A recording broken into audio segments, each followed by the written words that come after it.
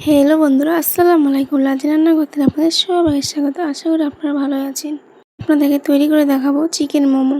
গরম তুলতুলে চিকেন মোমো খুব সহজে বাড়িতে তৈরি করা হয়ে যায়।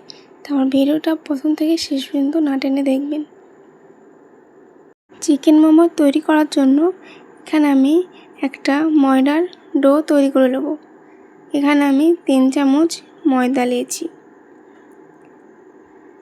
পরিমাণ মতন লবণ আর সাদা তেল দিয়ে ভালো করে ময়দাটা মেখে নেব। আমি উষ্ণ গরম জল দিয়ে ময়দাটা ভালো করে মেখে নেব। অল্প অল্প জল দিয়ে ভালো করে মেখে নেব। মোমোটা নরম তৈরি করার জন্য উষ্ণ গরম জল দিয়েই ময়দার ডোটা তৈরি করতে হবে।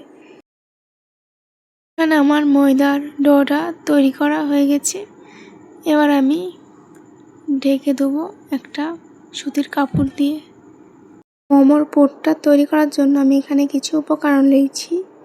এখানে আমি 150 গ্রাম চিকেন কিমা নিয়েছি,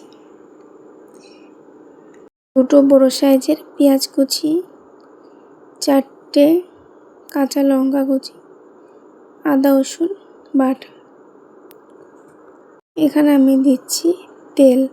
খুব ভালো করে ফুটে তেলটা আমি দিচ্ছি। তেলটা দিলে খুব সুন্দর একটা ঘ্রাণ আসে। এবার লবণ দিয়ে ভালো করে মেখে নেব। লেচি করেই দিয়ে দিচ্ছিলাম। এবার আমি বেলে নেব। আমি লেচি তৈরি করার জন্য আমি কোনো ময়দা ও তেল ব্যবহার করছি না। এবার আমি চিকেনের পুরটা দিয়ে দেবো। এভাবে করে মুখটা মেরে নেব মোমোর। আমার মোমোর মুখটা মারা হয়ে গেছে। আপনাদেরকে আরেকটা করে দেখাচ্ছি। এভাবে করে মুখটা ভালো করে মেরে দিতে হবে যেন খুলে না যায়। এখানে আমার সব কটা তৈরি করা হয়ে গেছে।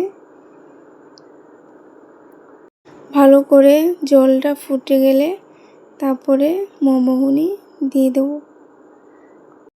তেল বিরাস করে মোমোগুনি দিতে হবে, না হলে মোমোগুনি লেগে যাবে।